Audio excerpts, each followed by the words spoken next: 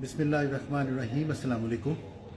वो कौन से बदकिस्मत हैं जिनकी तौबा कबूल नहीं की जाएगी, और वो कौन सा वक्त होगा जब तौबा कबूल नहीं की जाएगी।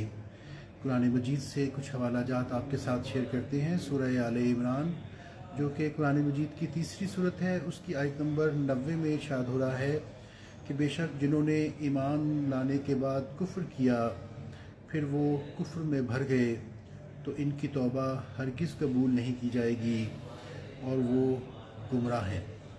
इसी तरह के अल्फाज हमें सूरह निसा, जो कि कुरान मजीद की चौथी सूरत है, उसकी आयत नंबर 18 में भी मिलते हैं।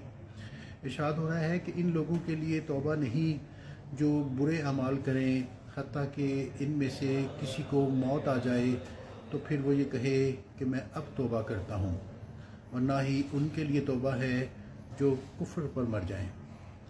ये वो वक्त बताया जा रहा है कि जब आखिरी वक्त हो, वक्त नज़ा हो, और उस वक्त कोई शख्स जो है वो अपने गुनाहों की तौबा करे तो वो तौबा कबूल नहीं होगी।